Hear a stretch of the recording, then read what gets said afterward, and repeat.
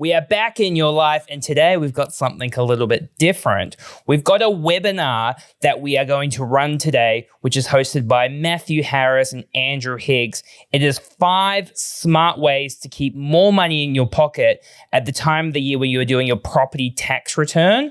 So enjoy the webinar. Give us some feedback how you find this, if you want us to do more webinars in the future. And then if you are a property investor and go, I've been meaning to sort out my tax return, or I know I can do things better, there's a link to book a free 30-minute initial consultation with an accountant. Enjoy. Hello, everyone. Welcome. Thank you for joining us on this webinar during your lunchtime.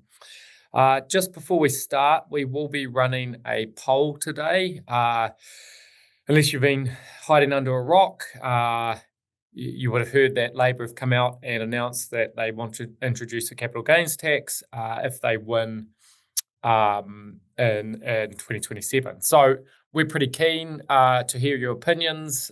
So you'll see there's a number of questions about that. If you could just take some time during the webinar to tell us what you think, and that will help us form our opinions on it as well, of course.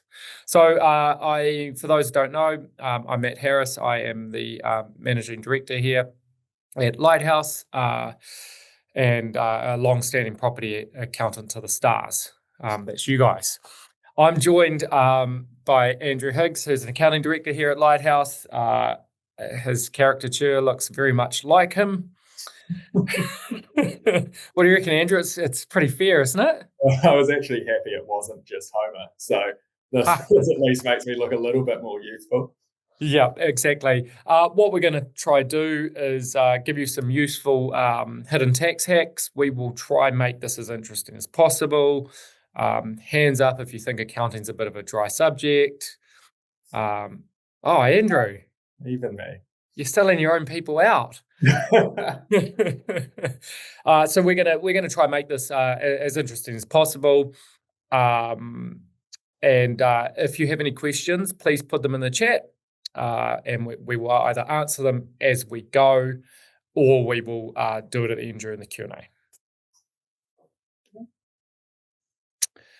The boring stuff. That's really great title for it, Emily. Well done. This is a disclaimer, so this is not personalised advice. We are talking in general terms. We probably use some quite specific situations, but they are fabricated. The rules are normal, trust me. The situation's fabricated. If you want to discuss your personal situation, there's some links at the end where you can book in to have a chat to someone in the team, likely Andrew. And Andrew has a huge amount of knowledge when it comes to all of the stuff we're going to discuss today, and accounting in general. And obviously, you're always welcome to email me, text me, or call me if you want to speak to me as well. Cool. What's on the agenda? So we're going to cover 5 hidden tax hacks that we think most investors are missing: chattels depreciation, home office expenses, debt restructuring, travel deductions, professional fees. Yes. If we're going to do a couple of case studies, we're going to do the Q&A. If it's appropriate, we will answer questions as we go. What Andrew and I will do is kind of swap out as we go. I will probably point at him and make him do some things, which he's going to love. Interesting. If you're just joining us, if you could please complete the poll.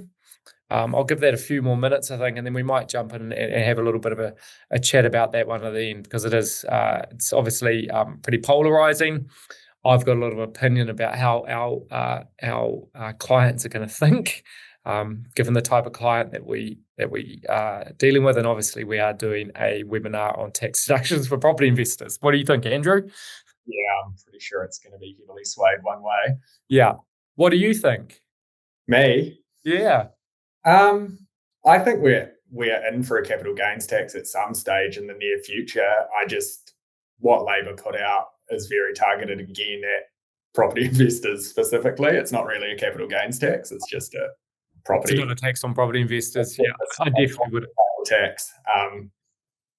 So I think if one came in, it should be blanket and it should cover every type of capital sale as opposed to targeting one specific set of investors. Awesome. Yeah, and look, I I tend to agree that it looks like a targeted tax on property investors only. I also agree that we are going to have a capital gains tax one way or another, certainly in our working lifetime. I think the timing's a bit poor. New Zealand's trying to recover, and I think that another tax doesn't help anyone when we're in the economy's in the position that it is. So that all being said, opinions all our own, should have disclaimed that as well. I'm just going to go through the answers to the poll, and then we'll get on with the webinar. So number one, do you think Labor will actually implement the capital gains tax in 2027? So we had 53% said yes, 47% said no. Interesting one, I would have thought as a fait accompli, given their ability to introduce previous taxes quite quickly.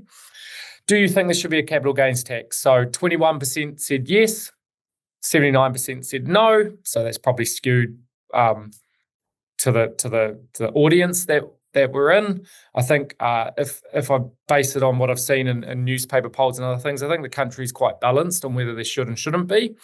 And I think there are some good arguments for it, but it has to go across everything. Can't just be on property. So I probably should have caveated that. Should it be on property only?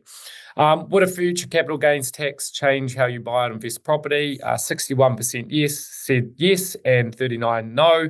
I don't think that's a surprise. Taxes will change behaviour, and anyone who thinks otherwise, including the government, is wrong. What do you think the most accurate way to determine how much someone should pay? Council valuation had 25% of people. Online valuation said 13%, and registered valuation by a property valuer had a 63% response rate. So that's quite interesting. That would be a huge amount of work, wouldn't it, Andrew? I was going to say valuation companies will be rubbing their hands together. Maybe Lighthouse should we should go up and down the value chain a bit, get a valuation business. So thanks to everyone for answering that. That's really helpful for us informing our views as we talk about this, as it becomes more relevant. So let's get on to depreciation on chattels. So what I might do is do this first slide, and then Andrew, maybe you can do the examples. Yeah. So when we deal with property in New Zealand, due to some previous law changes, it is a little bit complicated. So property is currently a capital asset. What that means is that as long as you're outside the bright line rules currently, when you sell that capital asset, you do not pay tax, and that follows because New Zealand doesn't currently have a capital gains tax. So what that means for property is you get three types of expenditure. And the reason you get three types of expenditure is because the depreciation rate on property is 0%. That is because depreciation is allowance for something that's reasonably expected to decline in value. All things being equal, over time, properties don't go down in value. They might have short-term dips in value, but if I start at year 1 and I go to year 10, it's going to go like this. So that means that depreciation is not applicable. So because you've got a 0% depreciation rate, you have three types of expenditure. Repairs and maintenance. That is something that is spent to keep the building at the condition that it already is in, but is not a substantial improvement. Then you have a substantial improvement. So that is something that improves the asset. So with properties, it could be something like double glazed windows, or it could be a new roof. That is an integral part of the building, depreciated at 0%. So you get no deduction, otherwise known as black hole expenditure. And then you get chattels, which are depreciable property. Depreciation, as I said, is allowance for something that's going to decline in value. And usually, we usually do diminishing value in this office, don't we, Andrew? Yeah. So go deductions straight away, basically.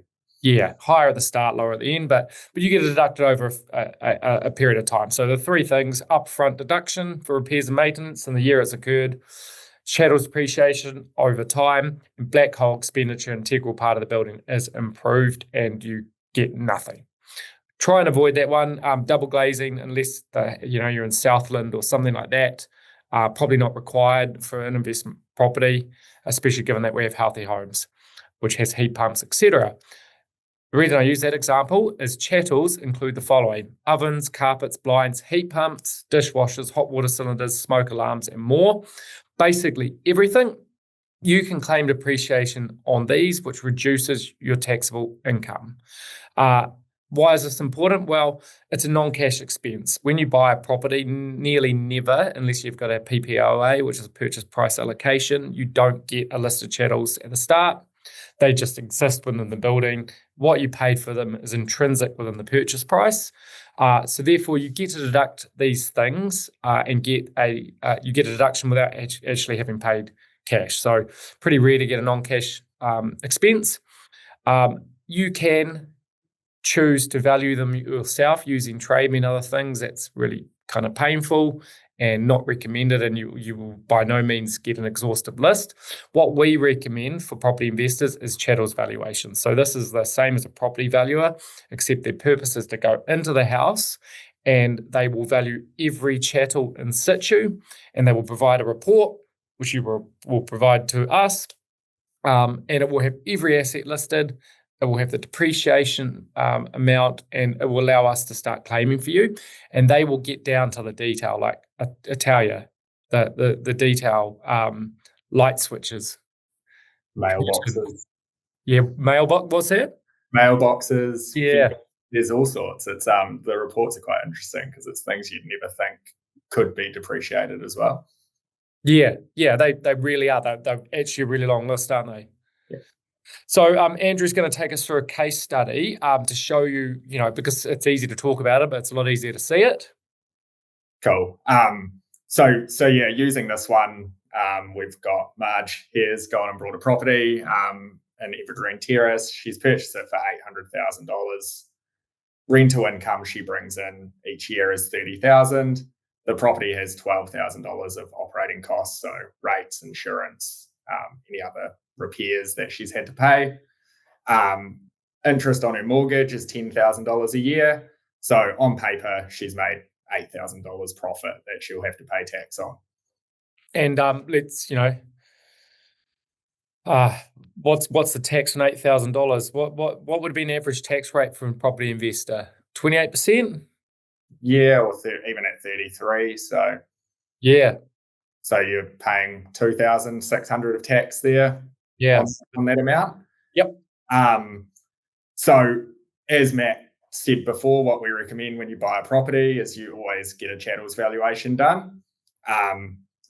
In this example here, a chattels valuation probably cost you about $500 to $600 to get done.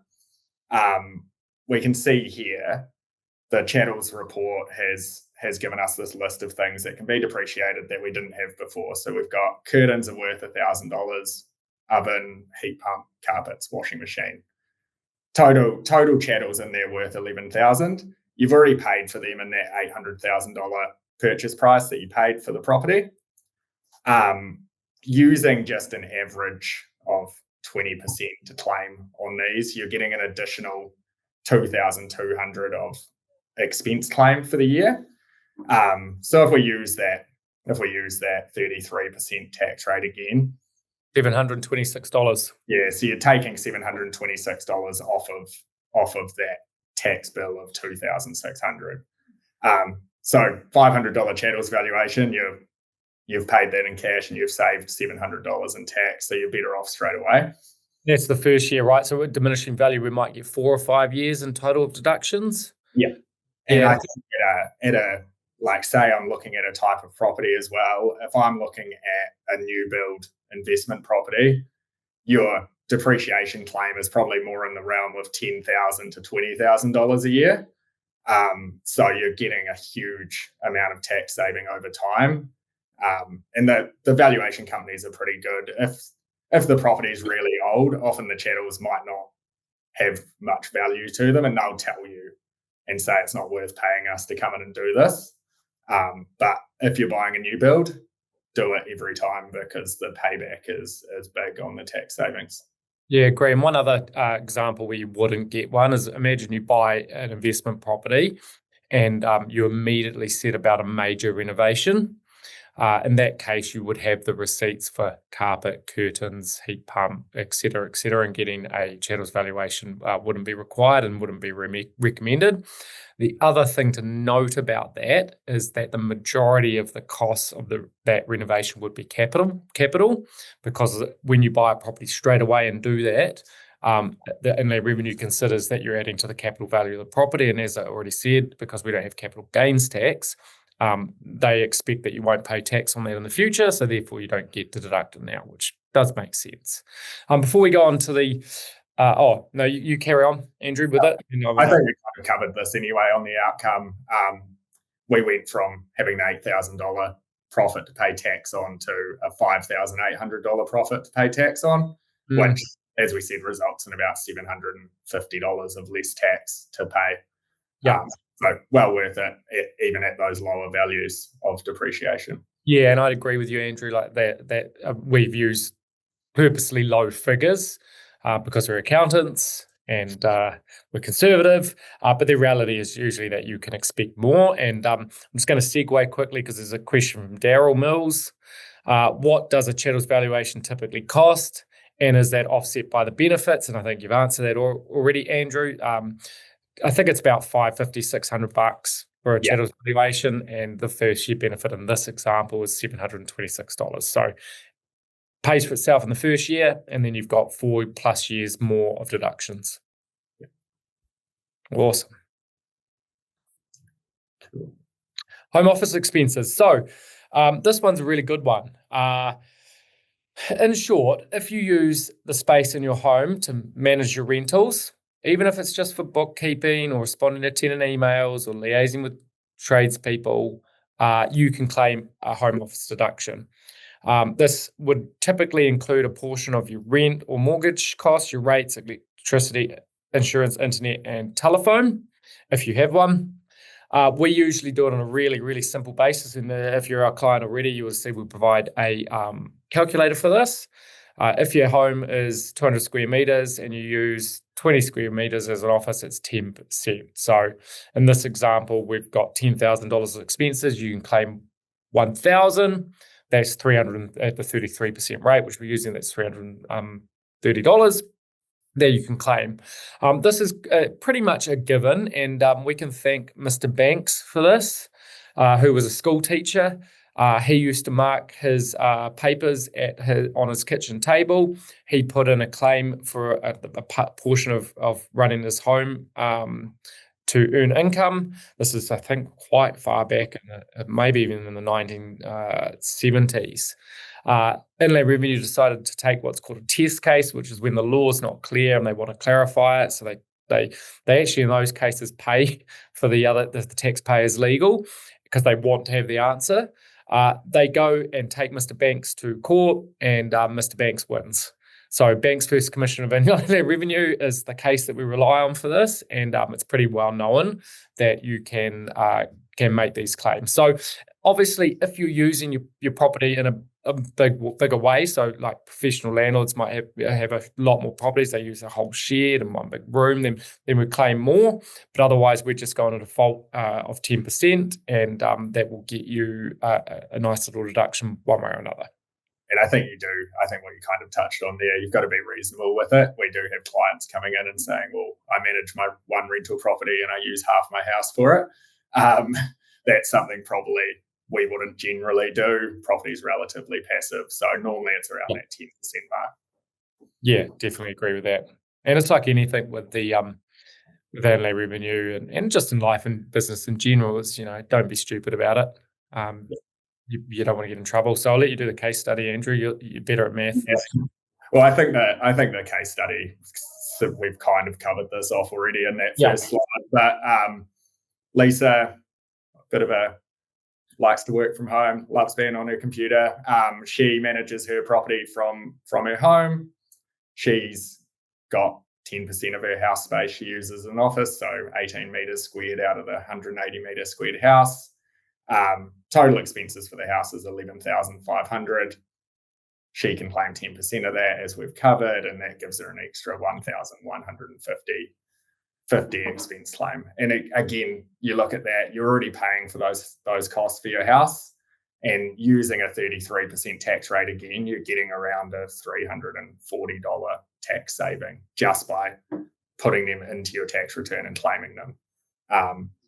It's not expenses you're having to go out of your way and pay for the property. You're already paying them to live there. So it's that's something that people miss and they should be claiming. Yeah, definitely agree. And there's another good question here, which I think we'll answer as we go, because it kind of makes sense to answer the specific ones. Paul Corbett has said, can home office expenses be claimed retrospectively for previous year's tax returns already submitted? Question mark. So the short answer is yes, Paul, but the typically tax answer is that you have to go through what's called a Section 113 adjustment process. The Commissioner of Inland Revenue has a discretion at any time to amend a previous tax return to ensure its correctness, but does not have to. What you would do in that is you would submit that the extra deductions that you didn't claim, and you can't do it for reasons of regretted choice. So basically, if you knew you could claim it but didn't, then you can't. What's the other situation, Andrew? Is one other situation you can't do it? Yeah, so it'll come to me, but it's not important for the. I was looking for the regretted choice word in my mind, and you had it, so that was good. Yeah, there you go. Yeah. Regretted choice or disputed law. Yeah. So it can be something that is in dispute. So you can do it, but you've got to look at it and go, well, if we're looking at $1,000 a year over 5 years, is it worth the cost? Because there's a little bit of work in doing that. We have to correspond with Inland Revenue, write letters, tell them what's up. They could then get to look at your affairs one way or another. Generally, I don't think we'd do a Section 113 request for that small amount. But if there was more things to claim, then you could look at it doing it. But the answer is yes.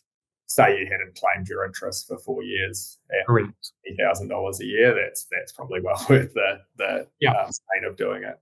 Yeah, and other examples is where people have returned GST on stuff that didn't have GST would be a more common one to do, and it's not relevant to buy and hold investors who aren't subject to GST. Cool. Yep. Awesome. So this is one of my personal favourite tax hacks. And this is a debt restructure via an LTC, but to be honest, you can actually debt restructure into other entities as well. So we used to do lots of restructuring work up to 2021 when the interest deductibility rules came in. Was it 2021? I think it was.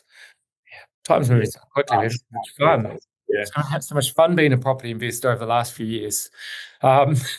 So you used to be able to do that. Then no new debt could be deducted, so we stopped doing restructures. What's happened is those rules have been repealed, and now we can do restructures again. Here's an example, and can Emily, can you just fast forward to the next slide? I just want to see if we've got an actual example. Yeah, we do. Cool. Go back one. So this works really well when you have. Let me use a really simple example actually to set the premise, and I'll let Andrew do the actual example next. So imagine I am living in my current house. I have reduced the mortgage quite low because I am a diligent homeowner. And I know because I've spoken to people at Lighthouse or watched our webinars that reducing your own mortgage first is the best thing that you can do for yourself financially. I have done that, and in the same time, the property market has moved up. So I now own a house worth $1 million, but my mortgage is only $500,000. And then I decide that I'm going to buy a new house to live in. But I'm going to do another typically Kiwi thing, which is I am going to keep my old house as an investment property. This is the perfect example for a debt restructure. It's not the only example, but it's the one we're going to use in the next slide. Cool. Do you want me to jump in now, Matt? Yeah, I think so. Yeah. So in that example, right, I've got $1 million house. It's got a $500,000 mortgage on it. I go out and I buy a new $1 million house. I also had $500,000 cash for that, for example. So I needed another $500,000 mortgage to buy that property. In this situation, if I just went out and bought that house in my own name, I keep the old house in my own name. I have a $500,000 mortgage on the old rental property, which the interest can be claimed against the rental income. But I also have another house that I'm living in with a $500,000 mortgage that I'm paying, and the interest on that isn't deductible. That doesn't really, for us at Lighthouse, we look at that, and that's not set up well from a tax deduction standpoint.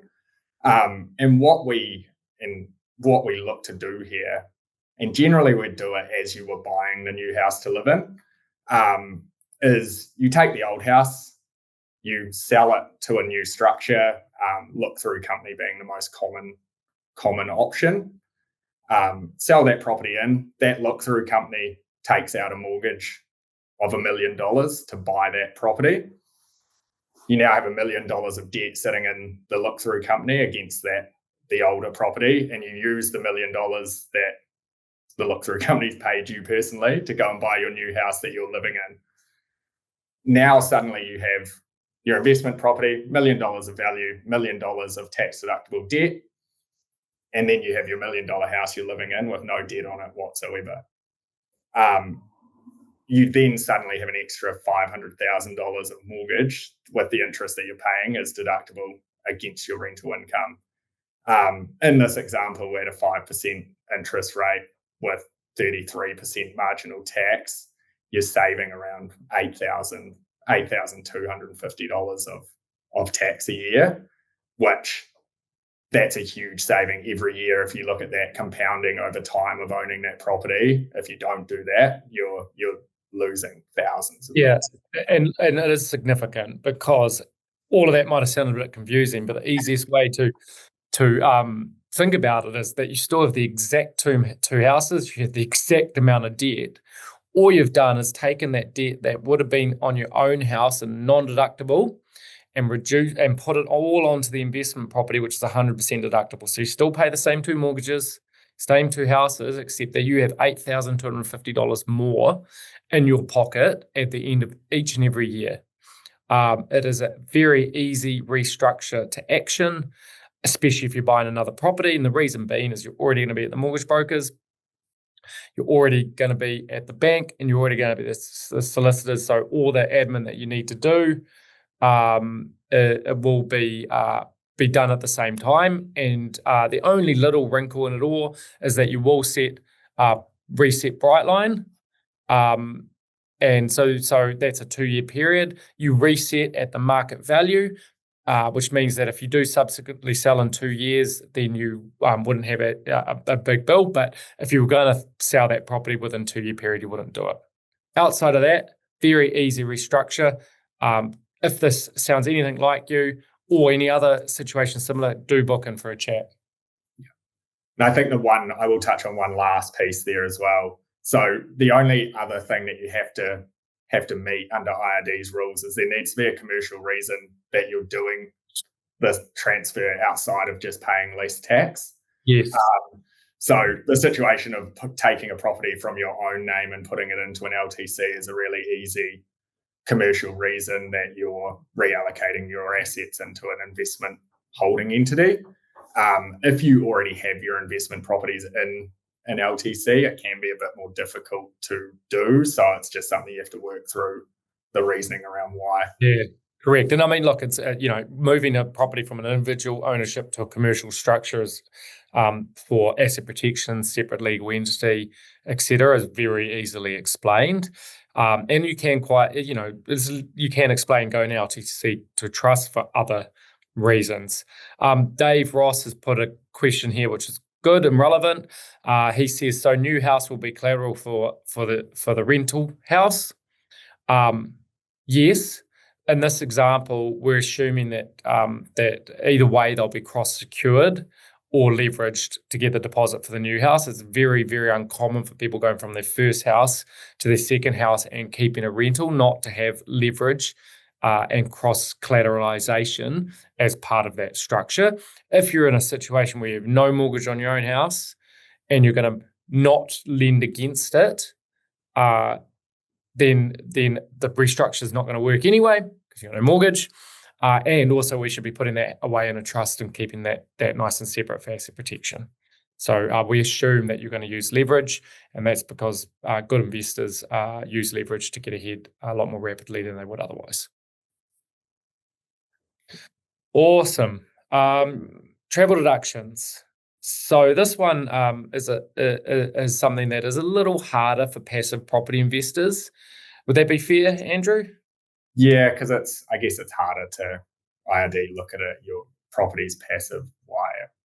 you're not traveling much to it, but there is some travel involved, and I think that's sort of where this comes. Yeah, but if you come in the office and you go, "Hey, Andrew, I want to buy a Ranger," and put it against my property business, but you're a passive property investor with 2 properties, it's going to be very hard to swing that kind of travel deduction or vehicle deduction against against the inland revenue. But what we can do, which is more common, is get a mileage rate claim.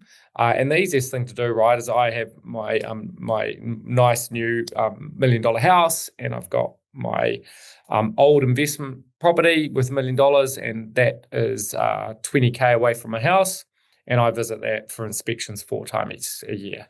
So I am doing 160 kilometers of travel, and I can claim a mileage rate for that. The mileage rate goes up and down like a yo-yo, depending on inflation, government taxes on petrol, diesel, and otherwise. And we're about to get road user charges as well, as if New Zealand needs another tax, but that is a different story.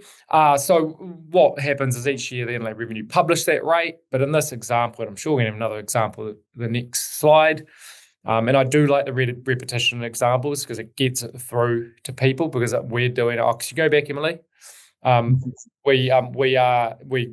we're doing is trying to repeat the premise of it so that you can understand it. So in this example, if you go 300 kilometers return trip annually, you can go 300 Ks times the mileage rate of $1.17. That's $351 as a deduction.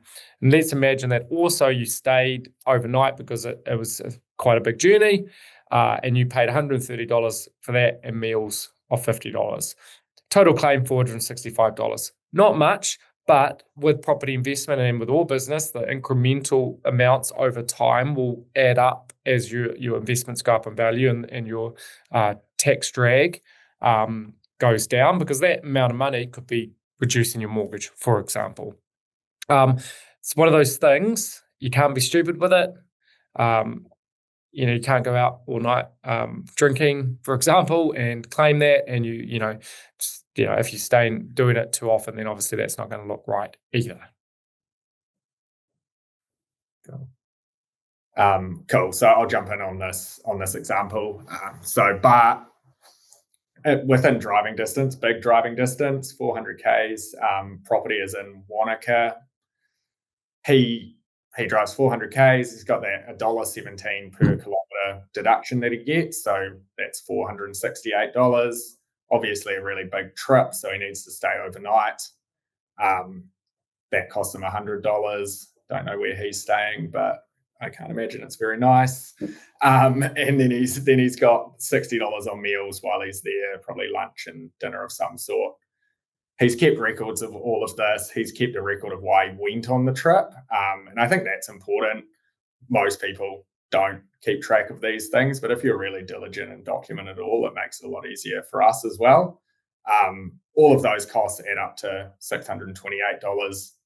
And at that 33% tax rate, it's probably saving about $210, just under $210 in tax, which, like Matt said, it's incremental gains every year.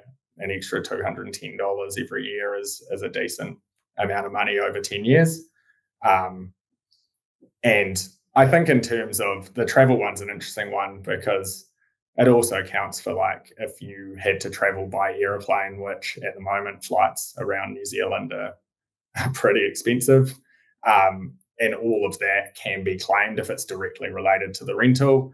If you, say, went from Auckland to Christchurch, visited your rental, and then spent a few days with friends, you can still claim a portion of that trip in the flights. And again, it comes down to reasonableness and probably some kind of proof of what you were doing. Yeah. Reasonableness is the theme. They should have just called this 5 reasonable tax hacks. All right. Yeah, here we go. Matt the accountant warns. Did I though? Don't claim if it's just a snowboarding holiday. I mean, yeah. You don't want to be in trouble with Inland Revenue. I used to work there for a long time. A little amount of trouble, a big amount of trouble is still trouble. You don't want them looking around in your fears, and you don't want the hassle of having to explain yourself or the stress of wondering what they might do, or getting the bad luck of getting someone, who's not very good to deal with it inland revenue, which we've seen before. So just be reasonable. Yeah. Here we go. Yeah. That's what happens. I knew it would come in. Yeah. So in this example, Bart didn't listen to Matt. He wasn't reasonable. He went on a snowboarding trip and claimed the whole thing as a deductible expense against his rental income. IRD found an Instagram post outlining his trip, which it is interesting. The Inland Revenue have many powers of looking into things these days, and they have access to the internet. They have access to Instagram, social media. They can see these things as well.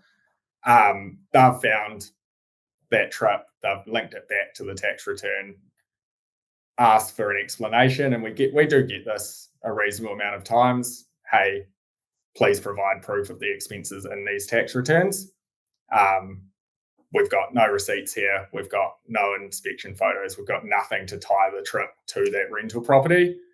IRD's disallowed the claim, which in itself, you've got to pay back $390 of tax, which you shouldn't have claimed anyway. So probably not so bad in the end. But the thing that gets people and stings them on the other end of this is that they charge interest from when you should have paid that tax.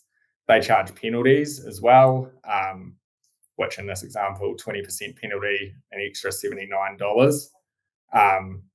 So the total to repay goes from $390 to $515. And remembering these are small figure errors. If they're bigger, obviously those penalties and those interest amounts compound really quickly. And it puts you on IRD's radar. And like Matt said, when they look at one thing, they start looking at everything, and it can open a can of worms if there's something that you've missed that you didn't know about in the past as well. It puts you in their system, and they start looking at things. Yeah, and even the acronym should scare you away. UOMI stands for use of money interest, and this is hilarious, right? So, if you owe the Inland Revenue money, the use of money interest is like 9%, something like that. Yeah. If they owe you money, so you've overpaid your tax, for example, it's like 1.2%, or the spread for the IRD is very, very high. Very good question from Kerry. She says that I can see the petrol is $1.17 per kilometre. What is claimable amount for EV and hybrid vehicles? And I just thought to myself, good question. I don't know. Luckily, I've got ChatGPT. So ChatGPT tells me that it's 86 cents per kilometre up to $14,000. That's for a petrol hybrid. If it is a fully electric vehicle, it's $1.08 per kilometre up to 14,000. Once you get over 14,000 Ks, which would be a huge amount of Ks for a property investor, it drops down. So there's your answer. That's good question, high. Gary. Yeah, it's a lot higher than I thought. Yeah. Suppose, the whole premise of it is that you're paying for wear and tear of your vehicle, and it's not just petrol that you're paying for. Tyres, regos, warrants, road user charges shortly, and repairs and maintenance of the vehicle. So I'd expect that EVs, and you still have to pay for your power, right, in some EVs. Maybe Kerry can tell me that in the answers. I actually don't know. Do you pay?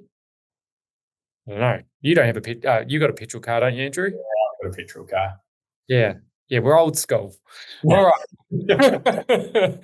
right. Okay. And also, Dave has asked, just whilst we're on KMs and et cetera, he says, if I'm going to a rental to do repairs, et cetera, can I claim the kilometres other than an inspection?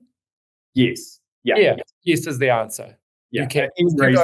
Any reason that you need to visit your investment property for the purposes of keeping that property turning over rental income. So if you need to go and fix something, definitely deductible. Yeah, agree.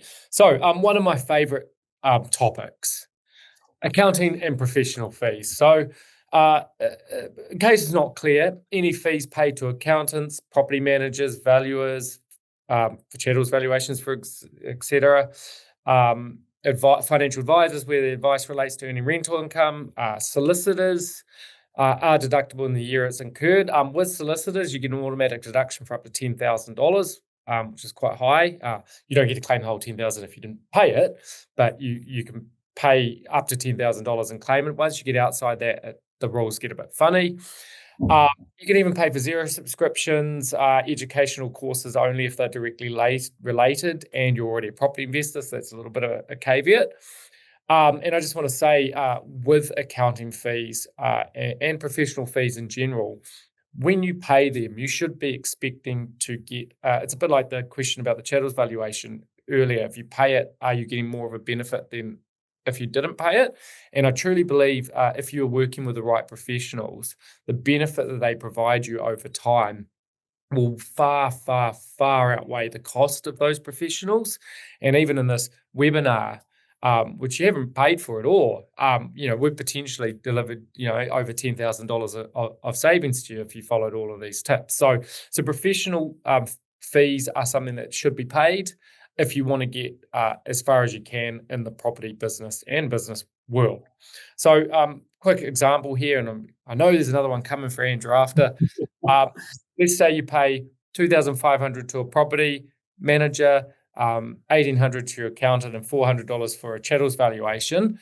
Your total deductible expenses are $4,700, and at the 33% rate, that's a tax saving of $1,551. So good amount there. And just before you do the example, Kerry's quite helpfully come back. She says, I have a hybrid, non-plug-in. Car runs on petrol and the car generates the electrical portion, feeding it back to the vehicle to use. It's economical. Got it. I've actually seen those. The Priuses have it. Thank you. I'm not sure that answers the question. Anyone else who's got a electric vehicle, can you just tell us if you have to pay for that? Obviously, at your house, you have to pay for power. But if you're out and about, do you have to pay power if you go to a charging station or whatever? If anyone knows, it'd be great to know. Cool. So, as Matt said, repeating examples kind of, but it is good because it drums in the outcomes that you get from this. So Marge, she's a client of accountant Matthew back in his heyday when he was still on the tools. She pays him $2,500 for a full service package each year. She's got a property manager that she pays $3,000 a year to look after her 2 rental properties. She had to get a chattels valuation done on one of the new properties she brought. That was $500. And she also deals with a financial advisor that she meets with once a year and pays $450, and they help her guiding on her rental property journey. She's got invoices for all of these throughout the year. She provides them to Matt at the end of the year. They add up to $6,450, and that gives her a tax saving of $2,128 for the year. Obviously, she pays money for all of these things, so she has paid that $6,450 to these professionals. But as Matt outlined earlier as well, the benefit she gets from spending that money should outweigh the cost of it over time as well. The property management side of it, she doesn't have to deal with the tenant. She doesn't have to do the inspections. It gives her time back that she doesn't have to do. The accounting side of it, I think, is something we see all the time. We have clients who join us after doing their own tax returns for a couple of years, paying decent amounts of tax, and you look at what they've put in there and they might have just claimed their rates and nothing else. So yes, you pay us some money, but ideally you're getting more deductions out the other end, and you're getting that peace of mind that Inland Revenue's dealt with. You're doing everything right and filing everything on time as well. Yeah, and that's an example where we would do a Section 113 request. Yep. And claim the interest and other stuff that they've missed. Yeah. But yeah, I can't say it enough. If you work with good advisors who are there to help you go forward in your financial life, you will definitely thank us somewhere along the way for the outcomes that you get. And when that will be will largely depend on what you do and also how the market's going. Tell you what, in up markets, Christmas presents really good in this office. And I think we're coming to another period, I think, of relative prosperity for property investors, I hope. Cool. I'll probably do this one because I think this is the kind of final wrap up example of how all of these small things tie together and what they end up with at the end. So we've got Lisa and Bart. Lisa likes to do things herself. She thinks she's really smart. She does her own tax return, looks after her own properties, and doesn't use an accountant. Bart knows that he doesn't know what he doesn't know. He's happy to pay an accountant to look after his tax returns each year. He uses property managers to manage his properties and sits back and lets them deal with everything. Next slide. So we've got two sort of profit and loss reports here for how this is pulled together. Both properties have the same rent for the year, so they each earn $30,000. They both pay the same rates, insurance, and mortgage interest. So pretty basic, the big costs that everyone generally knows they should claim. Lisa's looking after hers herself, and that's all she claims. Because like I said before, you don't know what you don't know. Lisa ends up with a profit of $14,500 and pays inland revenue $4,785 in tax. Bart, who's working with accountant Matthew, has all of these extra deductions. He's claimed his snowboarding trip to Wanaka. He's obviously claimed his accounting fees. He got a chattels valuation done, and he is claiming a home office. So his total profit at the end of the year is only $6,625, and his tax bill is $2,188. So you look at that, right? The accounting fee that he's been charged is $875, but he's paid over about $2,500 less in tax by having an accountant that's guided him through, and he's claimed all those extra costs. You think about that year on year, and that $2,500 compounds really quickly. And like Matt said, that's an extra $2,500 that you're paying off your mortgage each year. That's an extra $2,500 that you're investing somewhere else. It does make a big difference as you hold those properties over the long term. Yeah. Compounding returns over time are super, super powerful. We believe in them here, and every little bit helps along the way. So if you don't already listen to our podcast, shame on you. Like, follow, and subscribe. But in all honesty, it's a very good podcast. James and Mike anchor that podcast, but they have a lot of very interesting guests, lots of topics that you would enjoy. And we really, it takes us a lot of time and a significant amount of cost actually to deliver that podcast to the public for free. So we'd really like if you took the time to listen to it. We'll do some Q&A now. There is a good question here I'm just going to answer from Daryl. How do you go about setting up an LTC if you just want to restructure existing properties loans, and what does that typically cost? Yep. So if we do it for you and provide some brief advice, it's usually about, I think it's, call it $900 plus GST for the setup. And then what you have to do next is, and what we actually would do first is always seek a mortgage approval or some indication that the bank's going to allow you to do it, because it'd be pointless for us to set up an entity that you can't use. So we'd do that first. We'd go to the mortgage broker. We've got a really good mortgage team here. They can get money for everything, but especially for property. We get all that, then we'd set up the LTC, and the third step would go to the solicitor to conveyance titles. So that typically costs $1,500 plus GST or more. So there has to be good reasons for these restructures, and we definitely look at the numbers before doing them. We've got an anonymous question here. Would you be able to help if we were to move from resi to commercial in the future? 100%. So we've actually, in the last 12 months, doing a huge amount of work in the commercial property space.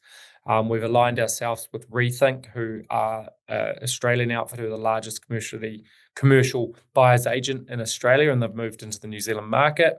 They're very, very good operators, and if you are interested in, they love Rethink, perfect. If you are interested in commercial property, give us a call or send us an email. We'll put you in touch with them. The great thing about it is like any professional, if they find you what you're looking for, you can expect that you're going to make far more than it costs. We can help with the lending. We can help with the structuring. So let us know.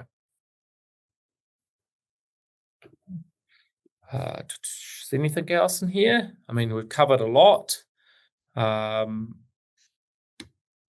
for the message. Yep. So I think that'll do. Long lunchtime session. We're here to help if you need us. lighthousefinancial.co.nz. There's booking links, contact emails, everything else you need. Otherwise, enjoy the rest of your week.